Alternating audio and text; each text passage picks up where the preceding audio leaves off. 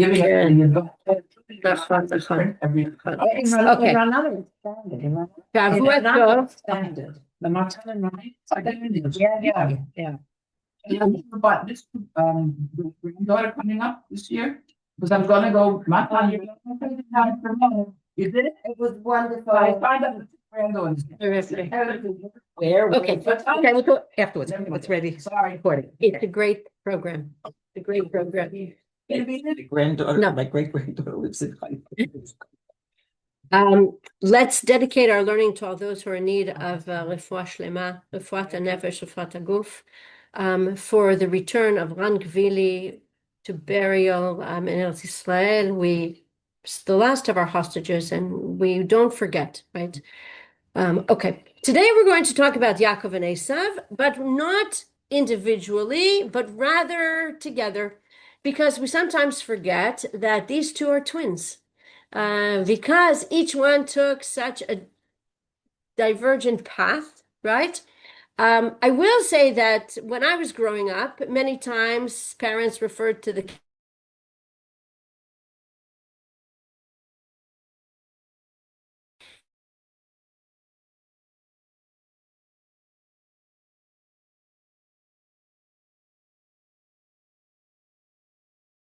put them in different classes, even in different schools, right? That every child has their personality and independence. So we're going to see Yaakov and Esav, first of all, as brothers, and we'll take note that they are twins as well. There are, of course, many studies that twins have some kind of connection, that even though they are separated from countries and et cetera, that they feel each other, or that they have intuit, correct. Right? So that's also an interesting element of the story. The other thing is that I should have said this as when we began our series, that I really believe that there are many things that are relevant to our biblical personalities that we can connect to today, and that's the purpose of the course. It's fascinating to see them as avot and imahot, but in my opinion, it's even more interesting to see what can we learn from them, or how does it affect our life. And so what I did here with Yaakov and Esav, hopefully, is to try to show us two people who took different paths, and what we can learn from the fact that each one kind of chooses his way. Okay. While raising children, we realize that each child from an early age has his or her own personality, likes, and skills. I think as parents, sometimes it even amazes us, because we say these two children grew up in the same house with the same parents, right, under the same roof, and yet what? They are so different. They are so different, right? And it sometimes surprises us, right, as how different, right, our children can be. Two children raised in the same home can have different tastes in food, of course, different hobbies, interests.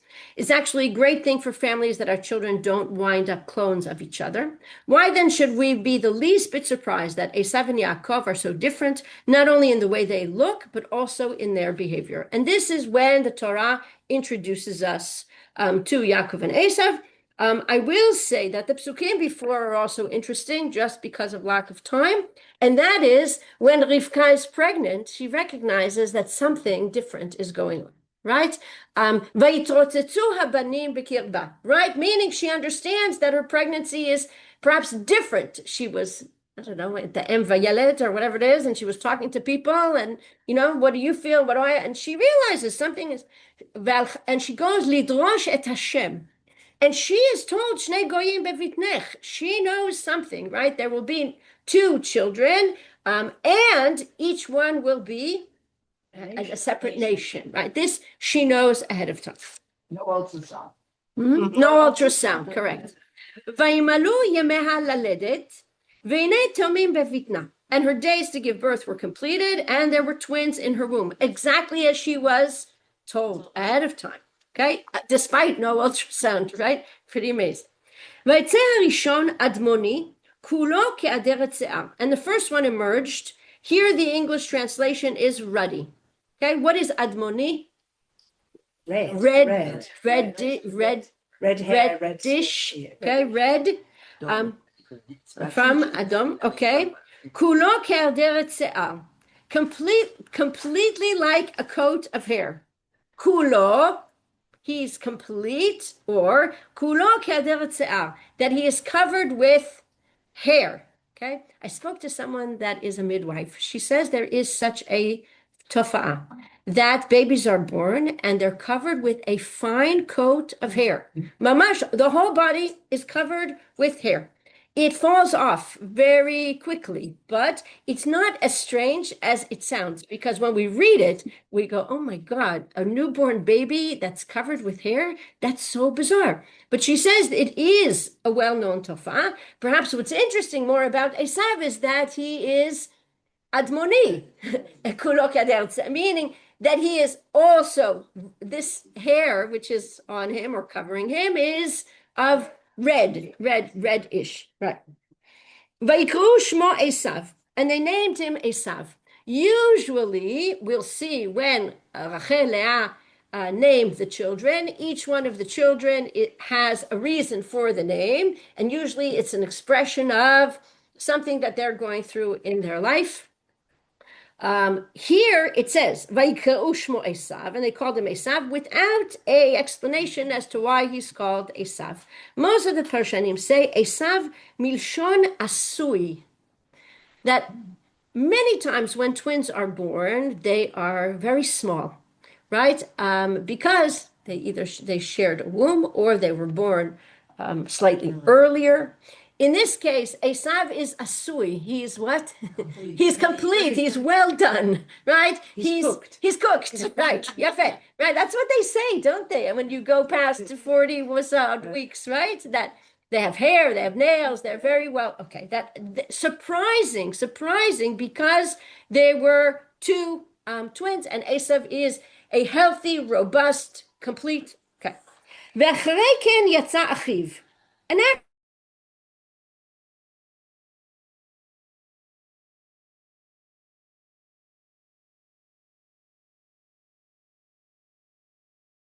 Esav's heel, and he named him Yaakov. Interesting that Vaikreu in the plural, Vaikreu Shmo Esav in the plural, and here what? Vaikra. Okay, Vaikra Shmo Yaakov. ויצחק ben 60 שנה בלדת אותם, and Yitzchak was 60 years old when she gave birth to them. We don't really need an explanation for why he's called Yaakov, because it seems to us clear why he's called Yaakov. Milshon Akev, right? Shehu ochez, right? Be'akev, right? Ve'ado ochezet be'akev Esav. And so they called him Yaakov, meaning heel, right? Meaning it's his birth story, right? Heel, because he was holding on to his brother's heel. Okay. What does it tell us about their birth? Like, the fact that the second one is holding on to the heel of the older, that there seems to be already some type of struggle, right? As to who should be born first, okay? And we'll see that Esav makes use of this, right? He says, Yakveni ze pamayim, that he okevoti, he tries to what? To pull me back, right? Just like he did at birth. But Esav is the first, he is the Bechor. There's no question here as to who came out first, okay? Vayigdanu hane'arim, and the youth grew up. Vayhi Esav ish yodeh tzayid ish sadeh, and Esav was a man who knows hunting, a man of the field. V'Yaakov ish ta'am yoshev ohalim, and Yaakov was, and we have difficulty with the translation of the word tam. We have difficulty with this translation even with Agadah Shel Pesach. When we come to that child that we call him what? Tam, right? Okay. What exactly does it mean? So there's many different explanations. We could say that tam means what? Simple. Okay. Naive, I put here. Wholesome, that English translation comes from the word tamim, that we say that something is complete. Okay. Tamim then would go very well with Esav, that he is asui, okay? Meaning that both, not that one of the twins was very strong and the other one was a weakling, but Ish Tam, he was also complete, okay? But it's not related to his birth, it's later. And what do we know about Yaakov? He is Yoshev Ohalim, a dweller in tents. Esav is Yodea Tzayid Ish Sadeh, and Yaakov is Tam Yoshev Ohalim.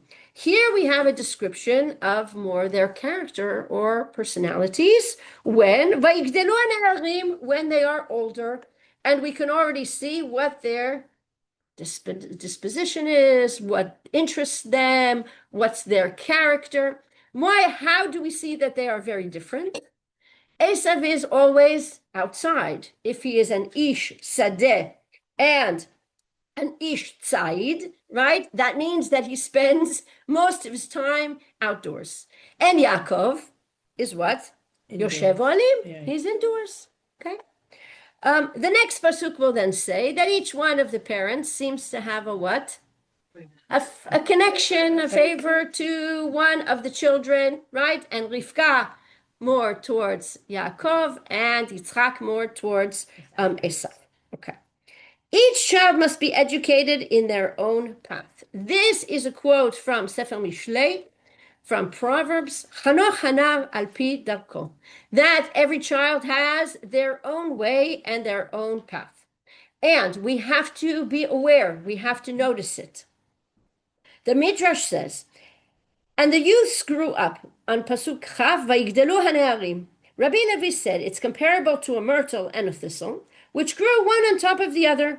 And when they had grown and blossomed, this one yielded its fragrance, and the other one yielded its thorns. So too, for 13 years, both of them went to school. Both of them came from school. 13 years later, this one went to the Batei Midrashot, the house of study, and this one went to the house of idol worship. I don't know if we actually have to believe that Esav is now going to the house of idol worship, but the Midrash is trying to say that at a certain age, it uses the terminology 13 to express what? Adolescence, or the time in which we consider a young man an adult, right? So they've now chosen their paths, and they are very different. But why does the pasuk open with Vayigdelu haneharim? Because previously, when they were small, they were similar. Kids grow up and they have what? Similar activities, or parents send them to the same chugim. It's only afterwards that you begin to notice that what? Different. That one prefers something else, and that maybe each child what? Bemet has a netiya, or an interest, or a personality which is different from his brother. Okay? Sometimes it's simply out of convenience for the parents. We're going to soccer, and everyone's going to soccer, right? We're going to drop you off and pick you up in an hour, right? Until one kid says, Ema, I don't like soccer. I don't like soccer, right? I want to do capoeira, right? Or whatever, something else. Meaning, it's true that in the beginning, this is, right, until something happens in the development of the child in which what? A personality, character traits start to become, right, stronger, and each child seems to, right, choose or find a different path. Okay. I heard many years ago share about the difference, and one of the differences is that was said that Esav was ADD. This is the beginning of ADD, learning He's outside all the time. That is difficult. how he's busy. It's busy. Okay. Manyan. But once they were grown, suddenly this one yielded its fragrance and this one yielded its thorn.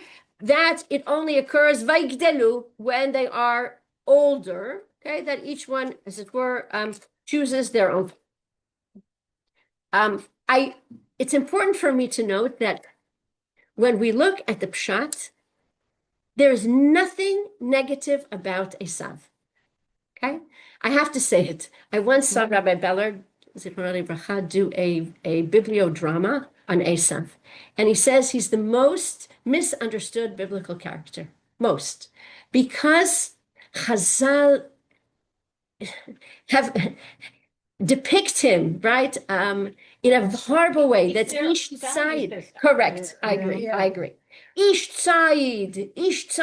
They, he was killing and raping, and that's why he was tired, etc., etc. But when we look at the pshat, right, He's chosen a different path, which is to be a man of the field or to be a hunter. And that also requires tremendous knowledge and skills, for sure. And I would even say to hunt requires a tremendous amount of patience. So I don't know about the ADD, meaning you actually have to wait. You have to set a trap and then you have to wait, right? And you have to have tremendous amount of skills, different skills than a Yoshev Ohalim, different, right? Each one chooses their own path. Okay.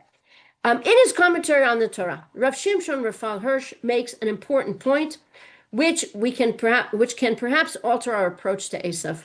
Characteristically, Rav Hirsch does not hesitate to include constructive criticism.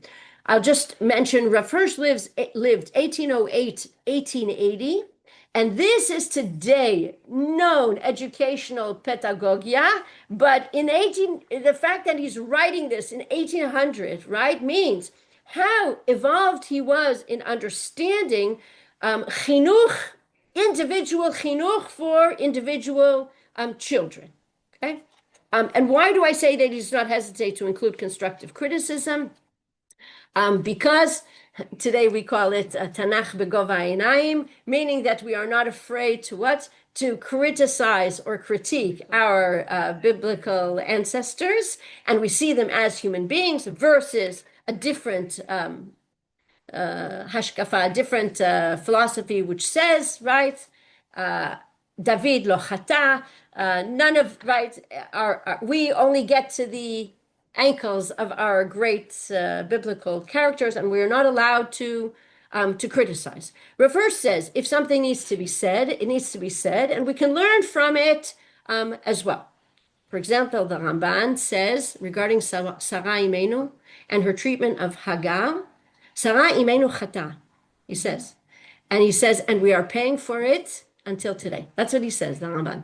Meaning, Sarah should never have treated Hagar harshly. Okay? And it left, right? They were afterwards. Okay. What does Rav Hirsch say?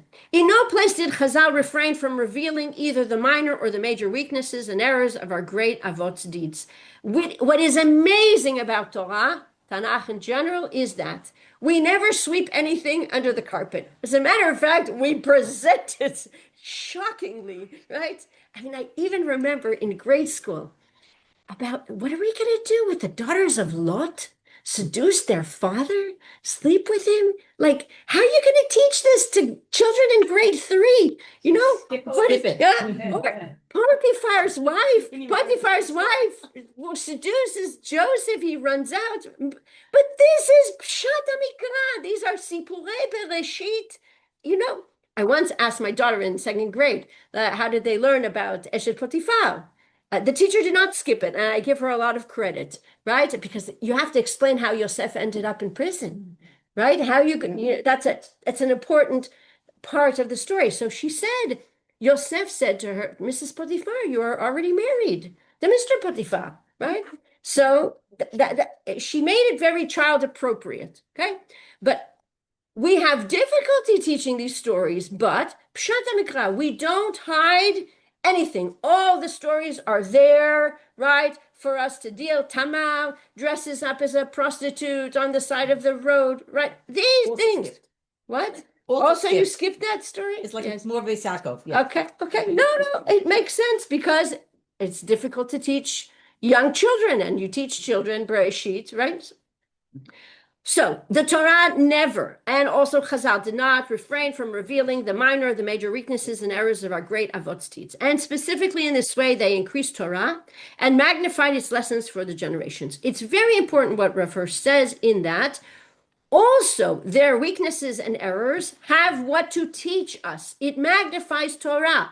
It's not, it decreases our Avot and Imaot, the opposite.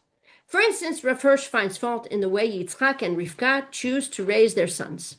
He writes, the main source of the profound contrast between Abraham's grandsons did not only lie in their natures, but in their inadequate education as well. As long as they were little, no attention was paid to the latent differences in their temperaments, which usually happens when children are small. But both had exactly the same teachings and educational treatment, and a great rule of education, Chanoch lanar al pi darko, train the youth according to his way, was forgotten. One must direct the pupil in accordance with his unique future path, the one which suits the traits and tendencies which slumber in the depths of his soul, and thus prepare him for the pure goal, both humanistic and Jewish. Says Rav Hirsch, we cannot ignore that every individual is different and has their own way, and it's our responsibility as parents to look for it, to see it, and then give that child the proper education that fits that child's character. In essence, a Jew is charged with one unique mission, but there are numerous and multi-hued means of accomplishing it, as numerous as man's own character traits and as varied as their ways of life. There are so many drachim, right? Derachea darchei noam, v'chol netivotea shalom. We say about the path of Torah. There are lots of drachim and lots of netivot, right? All kinds of little what? Pathways. It's an etz chaim, right? We know that but there are lots of different, each person in their own way, in their own derech. And we need to recognize. When I first made Aliyah, I went into a shop and I asked the woman behind the counter, does this come in my size? And she said to me, ze one size. So I said to her, are all the women in Israel the same size? That's how naive I was. Okay. She said, no, ברור שלא. So I said, אז אני לא מבינה. מה זה one size? I don't understand it, right? Because in the United States, everything has a tag, and on the tag, it's written what? The size. No. So Rav Hirsch is saying, in terms of chinuch, there isn't one size. We actually have to try to see what fits the child. And here he says Yitzchak and Rivka made a terrible error in that they educated both children exactly the same and did not notice that Esav needed something different. A fundamental pedagogical principle is train the youth according to his way. Each child has his own soul and his own nature, and therefore the same type of education is not suitable for everyone. Part of a parent's job is to try and identify which type of education is best suited to the individual child's soul and will enable him to best accomplish our great mission. He doesn't speak about the child's sechel as much as he speaks about the child's soul, which is interesting, right? There is only one objective, but many ways of achieving it. One who seats Yaakov and Esav on one school bench and employs identical routines to educate them both for a life of study and meditation will surely ruin one of them. And actually, he's hinting at who? He's hinting at Esav, right?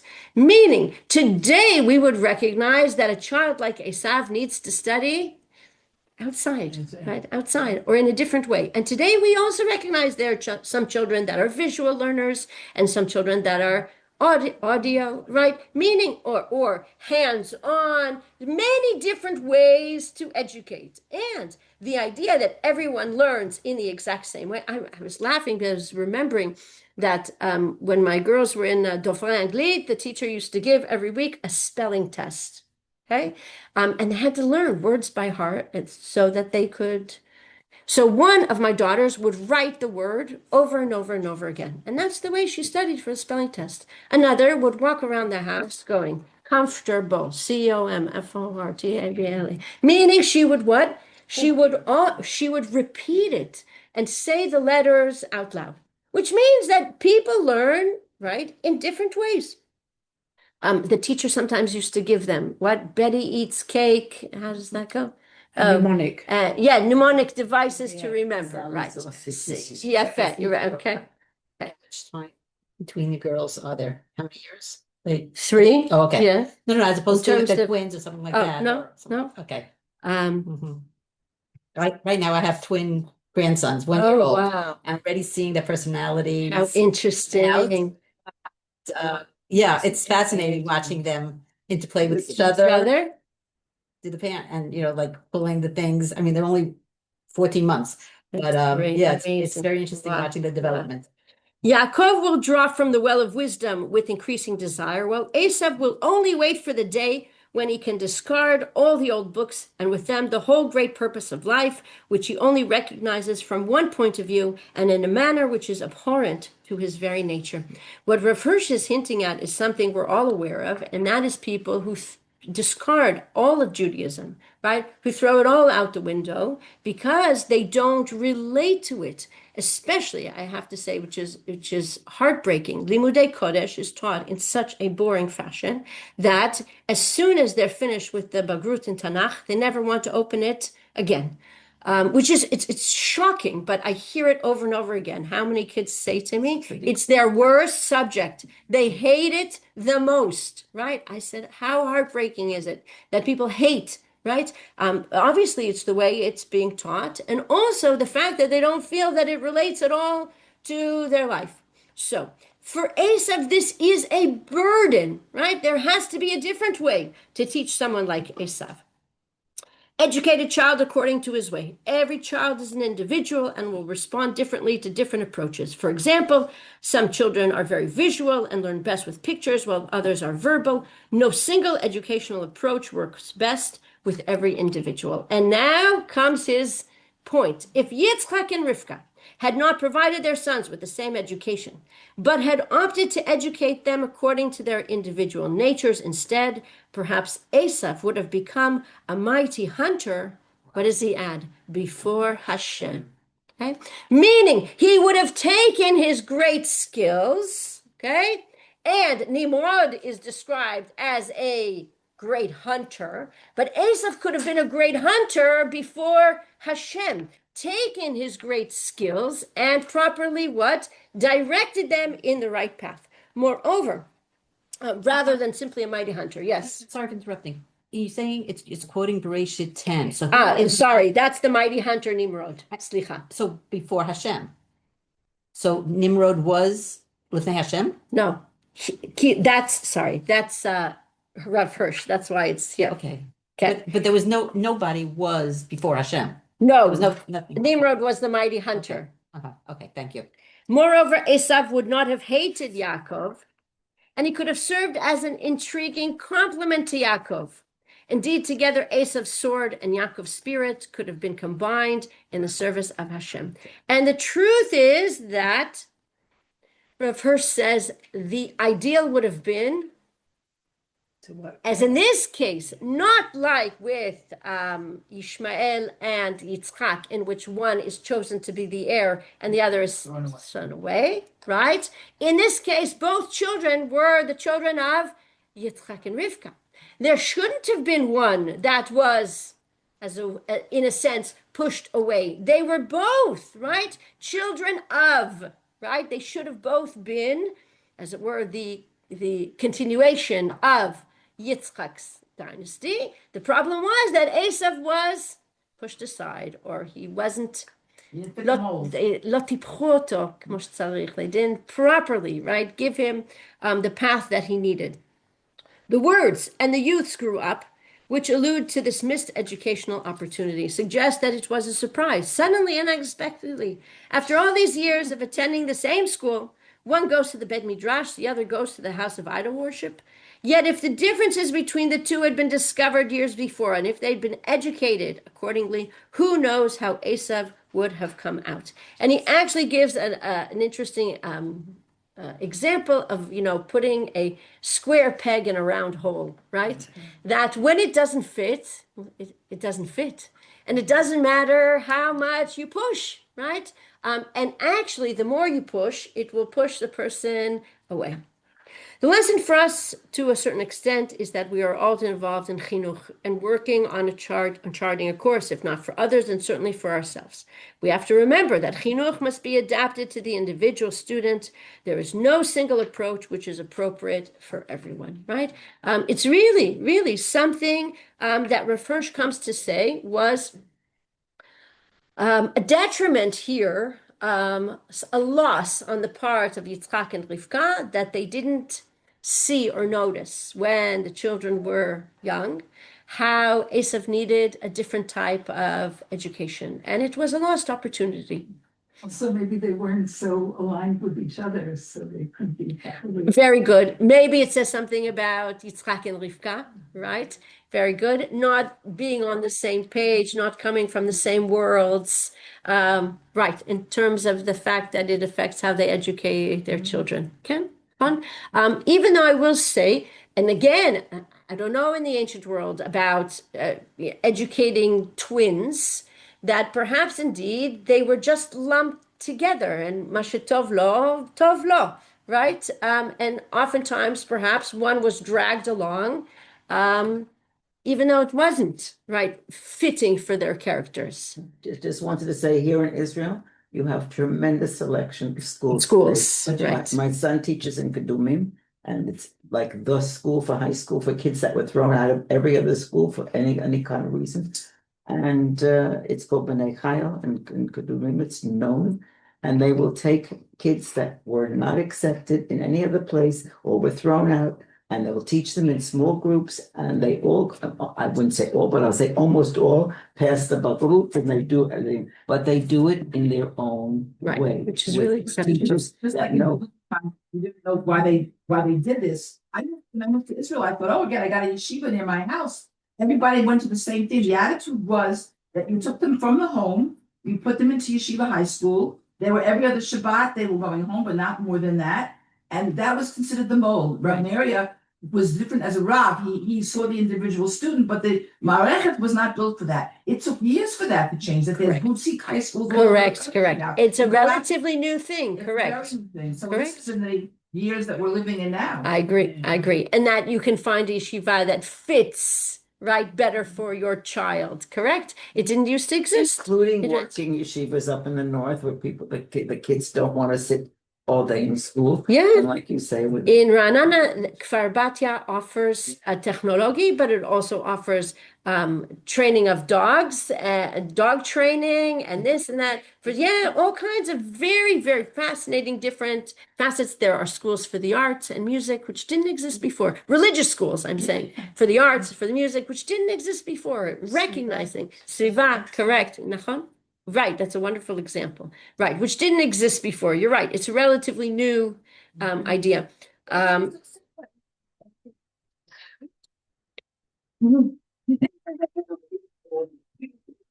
We should take a couch, right? Yaakov and Esav should lie down.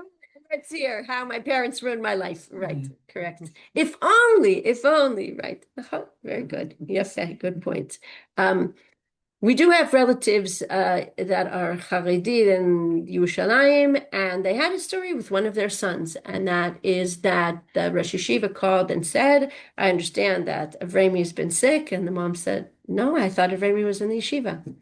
And Avrami had left the yeshiva. But the scary thing is that he didn't have where to go, meaning he couldn't come home because his parents would have just sent him back to the yeshiva. So he was wandering around. He was going to friends' house. He was sleeping in the parks. Like, it's quite dangerous for a teenager to not be in a misgivet and not be at home and whatever. And they didn't have options for a child who doesn't fit the mold where everyone to the yeshiva that everybody sends, right? It's more difficult, correct? So the fact that among the Dati Leomi there are now more options for different types of children is, again, it's better. It's helps people find their place. Yeah. But the whole Torah if you look at it as a story, this is a drama. If that drama did not exist, the whole story would be up in arms, and you needed that story. Right?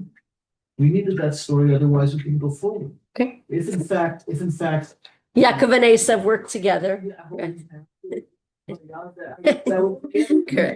Correct. all of those tensions are there for the story. Yeah. And to teach. Like Yosef and his brothers as well. Exactly. Yes. Both those stories. Right. Right. Correct. Thank you. And we say also that Esav, he took some of the trait of his uncle Laban, because Laban was a bad character. Maybe he had some of Yeah. because we have. But as you started this year, I'm sure there's still more. What? Doing wrong. Esav? Yeah. No, he hasn't. Okay. Like you're saying, taking the bad traits. So far, he hasn't No, taken they any have bad to be traits. educated for me. That's some. He needed more. No, he's someone who But then again, lives on we the also good about that. Yes, Sorry. that I think they. Yes. Okay, it's a good introduction to what we'll see, which is the two brothers as they are older over a pot of lentils. Okay, the philosophy behind a pot of lentil stew. Okay, Simon and Garfunkel, slow down, you move too fast. Okay, Parshat Todot tells the story of Yaakov's purchase of the birthright from his older brother Esav. We read that Esav returned famished and weary from the field and found his brother preparing a stew. What is Esav doing in the field? He's an Ish Sadeh. He's where he belongs, right? Okay. Yaakov agreed to share his food with Esav on the condition that he transferred to him the privileges and or responsibilities of the birthright. So now we're going to see the psukim. Vayazed Yaakov Nazid, and Yaakov was cooking a stew. We use that in modern Hebrew, Nazid, right? It's a very thick, I don't know, sometimes the English translation is pottage, right? It's a very thick type of soup. Vayavo Esav min hasadeh vehu ayef. And Esav came in from the field and he was very tired. Okay, here Chazal have a field day. Why is he so tired? But what? According to the Pshat, why is he tired? Because what? He's been working in the field, and everybody knows that working outside, you work up an appetite. Okay, and he's also very tired. Vayomer Esav el Yaakov, haliteni na min ha'adom ha'adom hazeh. Now feed me from this red stuff. Ki ayef anochi, because I am tired. Al ken kara shmo Edom. And that's why they gave him, the English translation here added the word nickname, right? From this moment, they now called him what? Edom. Why do I think this is funny? Because he said Adom Adom Hazeh. But who's present who would know the story except for Yaakov? So who calls him now Edom? Okay? Vaikreu. What? Right? From this moment on, right? Al ken kara shmo Edom. It's more likely that he was called Edom. Why? He was born Admoni. More likely, okay? But this story also has the concept of what? Red stuff. And he said, Ten li mina Adom Adomas. Okay. And Edom is the nation, right? That Yaakov is that Esav represents Edom. Okay. Vayomer Yaakov, Micha kayom et bechortecha li. Yaakov's response to give me some of that stew because I am tired.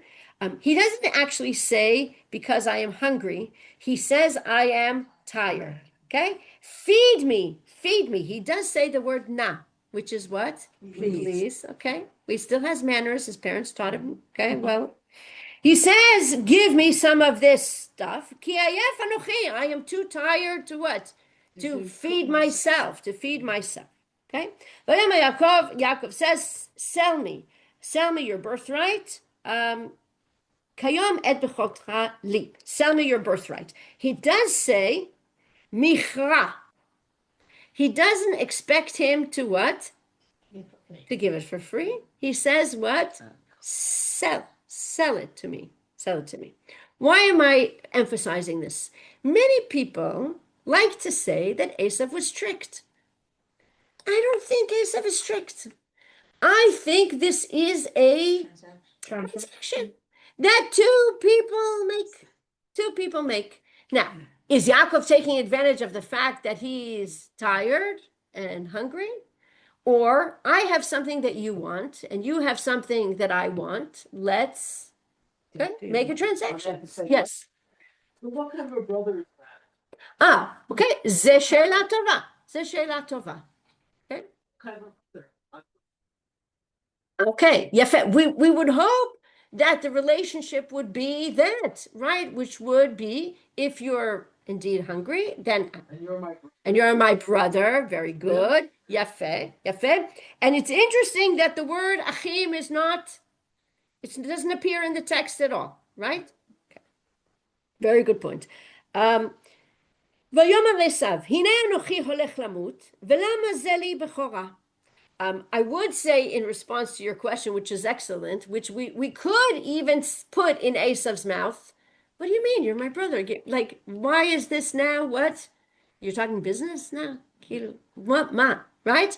But Esav responds, so maybe it does tell us something about their relationship, right? I'm going to die. Now, is he going to die eventually? That's what the English says. Or Anochi olech lamut, like we say, I'm so hungry, I'm starving, or is he talking, I'm dying to eat. Okay, is he talking about what? This moment now, meaning I'm so hungry and so tired that if I don't get something now, I'm going to die. Okay? Lama zeli b'chora? What do I need a birthright for? What I need now is something to eat. Okay? You're talking to me about birthright. Vayomar Yaakov, hishavali kayom.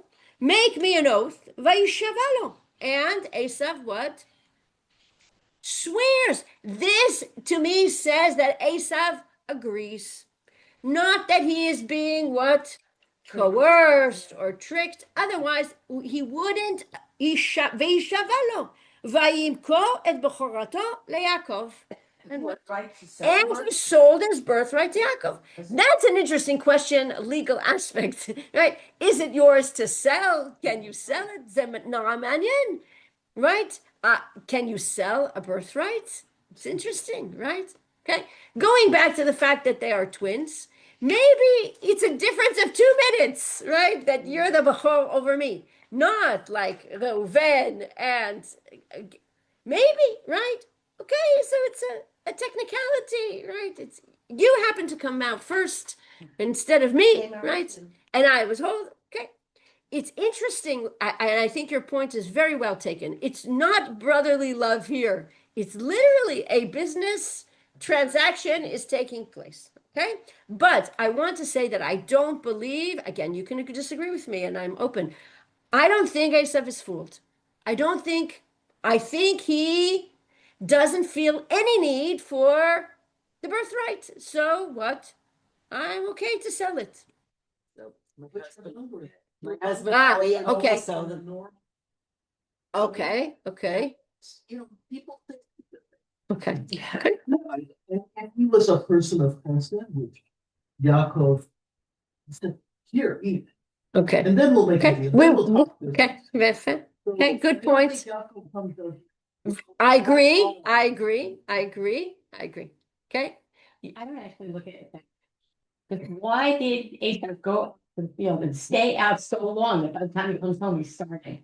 Like, why didn't he prepare better for himself? It's interesting that they're referring to themselves and after the family. Carrying the food, I mean, I don't know, the whole thing is. It's together. So my husband used to say, and he's so told Gina a few times, that this Parsha, he has a completely different outtake. He said it's really a win-win situation. Why? Because he says the family, who's cooking? Yaakov, instead of Esav now. Now, because all their riches had gone away, blown out the door, or they weren't this rich family with servants anymore. So he was cooking, and Esav comes in, and when the offer of the birthright, he says, "Why do I need this birthright?" He says, "If I have the birthright, I have to take care of my parents Right. when they're elderly, Right. all these different responsibilities, and at that point, I get double the amount, well, double worth zero." Nothing is nothing. And we have talking. It was something that was one of his Divrei Torah that he, I mean, I'm telling you, but it was an interesting take on a different situation. And therefore, he felt it was a win-win deal. He didn't care. He didn't want that responsibility to take care of his elderly parents. And he didn't want a zero anyway, because it didn't matter if it was 0 times 1 or 0 times anything. One, yeah. Okay. And that was, so he felt that it wasn't like you said, there wasn't trickery, and maybe it wasn't the best business transaction, but so I think what's interesting is that what you said now added to what I said, and now it's so that's the beauty of the Torah, that we have all these panim Torah, Right. and so Okay. ויעקב נתן לעשיו לחם ונזיד עדשים. Okay, so maybe what? there is a little bit of kindness here. We didn't know about the lechem until the very end, right? That what? He is a bit gracious, right? Offers him, right? The lechem and nazid. Vayochal vayesht vayakam vayelech vayives Esav et habechora. And he ate and drank and got up and left, and Esav spurned the birthright. This pasuk is significant in Torah because it's the only place where we have a list of verbs like this, one after the other. Vayochal, vayesht, vayakam, vayelech, vayives. 5 verbs, what?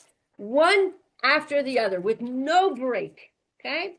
Which tells us a little bit about Esav and his mannerisms, okay?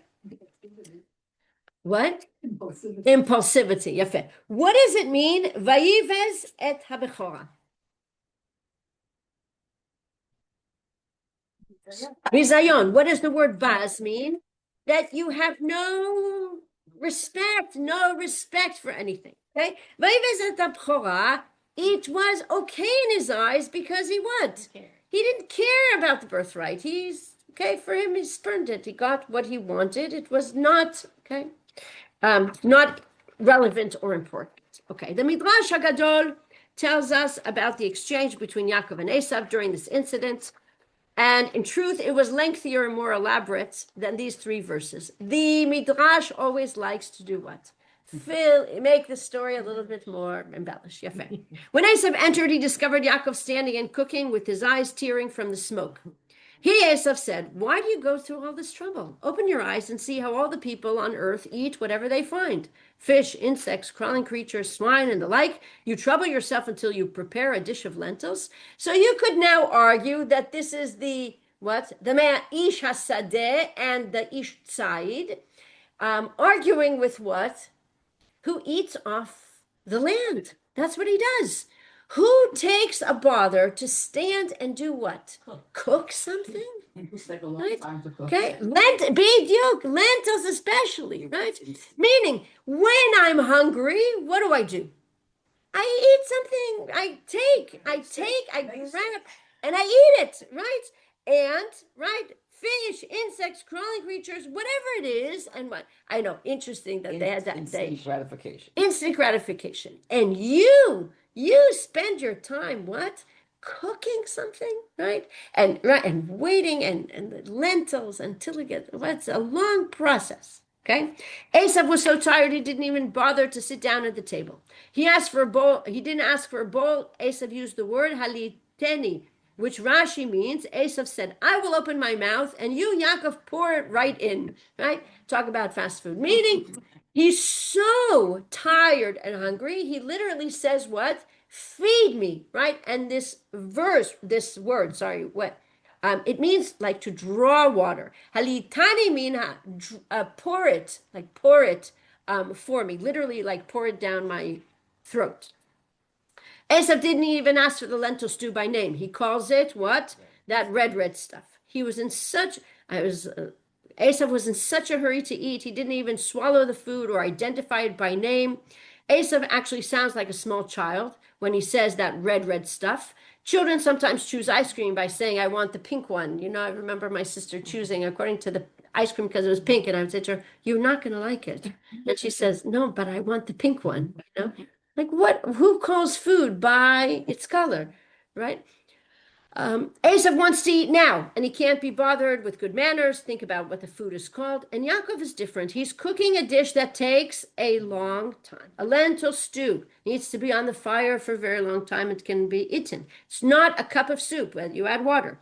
Yaakov is patient. He is prepared to work hard and then wait as long as is needed to see the results. So now we see two different mindsets. We saw an Ish Sadeh, Ish Tzaid, Ish Tam Yoshev Ohalim. And now we see over this cooking stew also a different type of mindset. One which is what?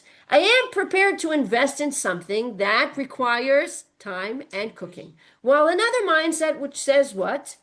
Here and now. I'm hungry. What do? I grab something and I eat it. And I don't really need to what? It's So wait, it seems to him a waste of time to stand over something and what? And cook it and prepare it. I could argue on the basis of foodies that someone like Esav says food is to bring me nutrients to my body. And therefore it doesn't matter. While Yaakov maybe says what? No, the color, the texture, presentation, plating. What do they call it? Plating, maybe, right? Yafe. Okay. The Lion King, slimy but satisfying. Right. Yes. Bugs to get But yeah. But what Fedra says is true, right? What is the purpose of eating, right? Does it serve another purpose? Yafe. This account sheds light on the fundamentally different attitudes and personalities of Yaakov and Esav. Yaakov is prepared to invest time and effort to prepare a proper dinner. Esav prefers to eat what he finds ready-made. Yaakov recognizes the importance of patient, long-term investment. Esav seeks instant gratification. Naturally, these different characters affect their outlook on life as well. Esav is a man of the here and now. He doesn't look beyond the present. He could not bring himself to accept a system whereby his efforts and sacrifices will yield dividends in many years. That's why he doesn't care about the Bechorah, right? What does he say? He actually says, Hine anochi holech lamot, meaning, I live for the moment. That's what he's actually saying. And so you're talking to me about birthright? Nobody, honestly, right? So it was okay for him to give it up. Okay, of course, later on, he's going to bring it up. He's not going to be happy, right? He's going to say to Yitzchak, okay? But at this moment, right? I do agree that maybe Yaakov, as siblings often do, they know your weaknesses, oh boy, and they know how to press your buttons in a way, okay, that only siblings know how to do to each other, right? And so maybe, yes, Yaakov takes advantage here of Esau, right? Do the parents know about this? I assume not. Correct. Because it comes up. That was a man, correct. The man who ridiculed his brother for spending time cooking a stew was certainly not prepared to spend time accruing credit for some unknown time in the distant future. That Esav and Yaakov are portrayed in this light indicates that the patience and long-term vision of Yaakov is an indispensable quality in the view of the Torah. A life of Torah values demands a willingness to invest for a distant future, to make sacrifices and exert effort, even if the benefits will be manifest in the future. While Esav obtains his food by hunting, we are to follow the example of the farmer, be prepared to toil, exert ourselves with the faith that we will reap the produce in the future. Meaning, well, this is a mindset, right? The here and now, but actually, Yahudut believes what? That we also invest for the future, right? Today, we live in a world where everything is fast, instant food, instant messaging, Instagram. We become very impatient when we have to wait for anything. I laugh so hard when my kids say, this computer is slow. I just laugh because I remember a time where the computer took up the whole room. You're sitting at this computer, it's like, and now they're in at the palm of your hand, and we complain that it's slow. What kind of world we live in, right? Maybe we've become a little too much like Esav. We want it fast. We want it now. It also reminds me of, Charlie and the Chocolate Factory. Veruca, salt. I want it now, right? What ends up happening to her, right? We have to try to be a bit more like Yaakov, slow down, appreciate things. Sometimes things need more time, okay? Like a good bowl of soup. Now, the truth is that Yahudut believes in process, and this is, of course, Karen's shiur about vehotzeti ve'etzalti ve'galti ve'lakachti. Even Yitziat Mitzrayim does not happen in a moment. It is a process, right? When we say Tfilah L'Shlom Hamdina, what do we say? Reshit Tzmichat Geulatenu. What do we understand? We are in a process, okay? We would like things to happen fast, okay? We would like to see it quickly, but there is also something very important about recognizing that we are in a process and things take time. And that's also, like you would never say to a child who's crawling, hurry up and walk, Right. Yalla, let's get on with it because we understand that there's a natural process, right? So also, in the big things. This is a story that we're all very familiar with, and we learn it usually around Tu B'Shvat, which is a story of Choni and the carob tree. The famous story is Choni who stands, right, and says, I'm not going to move from the circle until it rains. And that's why he was called Choni, what? Choni Amageh, right? One day Choni is Masechet Ta'anit. Why is it Masechet Ta'anit? Because when the Gemara speaks about fast days, it's fast days that are related to a drought in Eretz Yisrael. And when there is no rain, ayu kovim tani, there would be a fast. One day Choni was walking along the road. He saw a man planting a carob tree. Choni asked him, how long does it take for this tree to bear fruit? The man replied, 70 years. He then asked him, are you certain that you will live another 70 years? One thing we learn about Choni is that he doesn't have any tact, okay? You just don't say that to someone, right? It's just not. The man replied, I found ready grown carob trees in the world, as my forefathers planted these for me, so I too plant these for my children. Just as my ancestors planted for me, I too am planting for my descendants. What's so beautiful about the answer of the man is he's perfectly honest. He said, no, I'm not going to see the fruit of this tree, but I am planting for my children and my children's children. But he says, which is so important, and someone planted for me, meaning I came into the world where there were carob trees. How did that happen? Someone planted for me. Choni cannot comprehend why a person would plant a tree whose fruit he would not enjoy. Choni should have been born in 2026. Like Choni can't, he doesn't, he's of an Esav mentality. That someone would invest in planting a tree that he's not going to see the fruit, right? Choni sees the here and now. Long-term planning is not a strong point. The tree is the notion of endurance and continuity of a seed that I set down for the future, building, investing, and planting. It's the quintessential symbol of longevity, of viewing time beyond the immediate. It's this that Choni has to learn. Choni sat and ate bread. Sleep overcame him and he slept. A cliff formed around him and disappeared from sight and slept for 70 years. Choni is the first Rip Van Winkle, that story. Okay.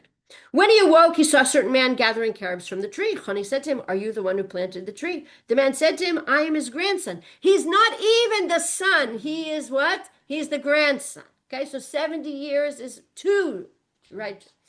Choni said to him, I can learn from this that I have slept for 70 years. That's all you learned? I'm sorry, right. That's all you learned? Hopefully you learned more than that, right?